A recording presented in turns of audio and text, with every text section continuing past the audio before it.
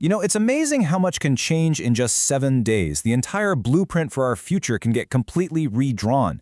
You've got a tech race speeding up on 2 different continents, a nation of over 1 billion people rewriting its own rulebook, and the global stage shifting in these really subtle but super important ways. So let's connect the dots from one pretty incredible week in late November 2025 and see if we can figure out where we're all headed.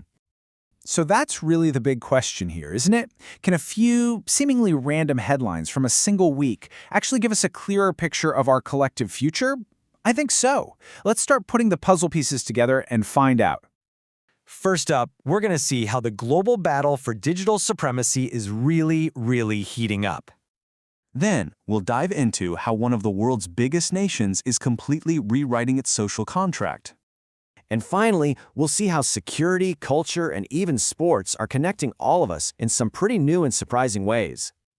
All right, let's jump right in with the new digital frontier. Because in that third week of November, the race for who's going to dominate AI took 2 absolutely massive leaps forward, happening on 2 totally different continents. And this is a fascinating contrast. On one side, you have India making this huge play for what's called digital sovereignty, basically controlling its own AI destiny. And on the other side, you've got a global tech giant Google digging its roots even deeper overseas. I mean, this is the big story in tech today. That tension between national control and global corporate power, with both sides racing to build the very backbone of our AI future. So here's the deal. Inside India, you've got 2 heavyweights teaming up. India's own tech powerhouse, Tata Consultancy Services, or TCS, and the massive private equity firm TPG. They created a brand new company, Hypervault AI Data Center, with one crystal clear goal: to build a new generation of data centers made specifically for AI, and crucially, to build them right there on Indian soil. And this, right here, this is the master plan behind it all. They're building what's known as a sovereign data center. Now, that isn't just some techie term.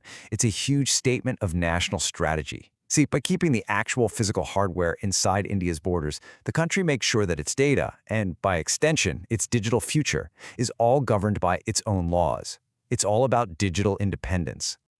Okay, so while India was building its digital fortress, Google was out building a bridge.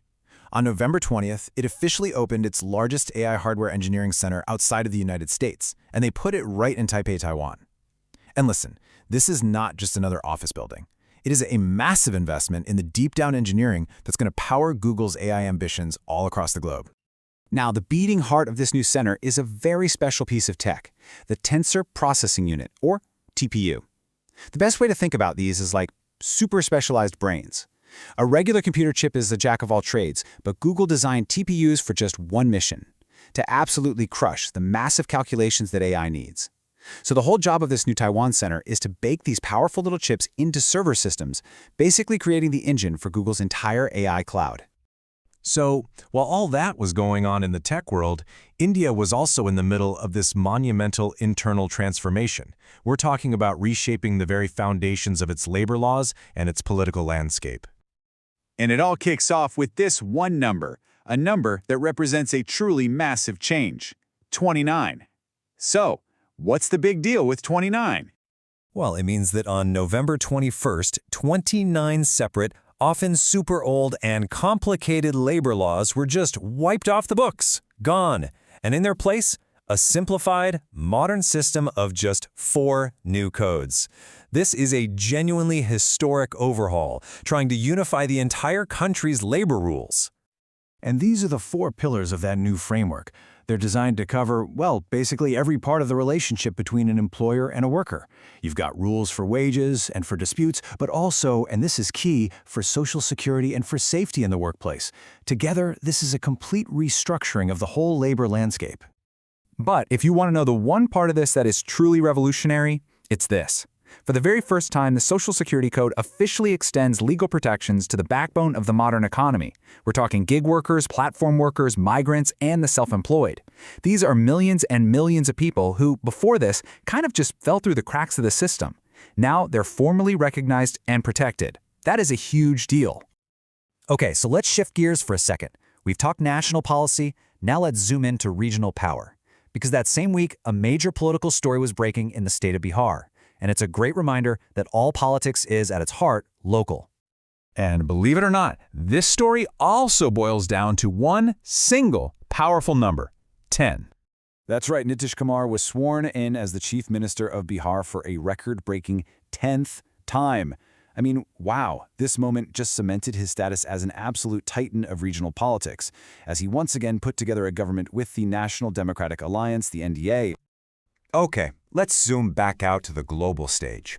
Because beyond all the big headlines in tech and politics, that same week showed us all the other invisible threads that connect us. Things like security, culture, and of course, the timeless drama of sports. On the geopolitical front, a really key security group just got a little bigger. The Colombo Security Conclave, which is all about maritime cooperation in the super important Indian Ocean, welcomes Seychelles as its newest member. Now, this isn't just shaking hands and signing papers. It signals a strengthening alliance in one of the world's most critical zones for shipping and trade. And hey, from alliances of nations to huge gatherings of them, that same week, the 74th Miss Universe competition was held in Thailand.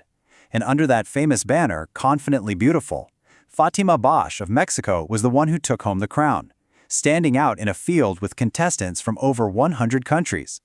And finally, for millions and millions of fans, the week marked the return of one of the most legendary rivalries in all of sports, the Ashes.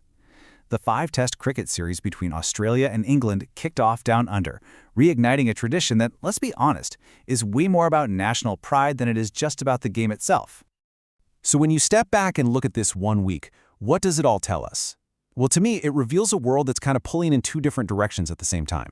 You've got nations and huge companies racing to build the AI future, while at the very same time, governments are rewriting the fundamental rules for their own people.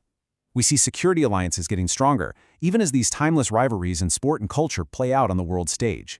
It's a snapshot of a world that's both coming together and pulling apart, all at once. And that was all in just 1 week. It shows us a world where the race for digital dominance, the rewriting of social contracts, and the shifting of global alliances are all happening at the same time. It's a great reminder that the future isn't built in some grand announcement, but in the day-to-day push and pull of all these powerful forces. So the real question for all of us is, which of these seeds planted this week is going to be the one that grows to define our world next year?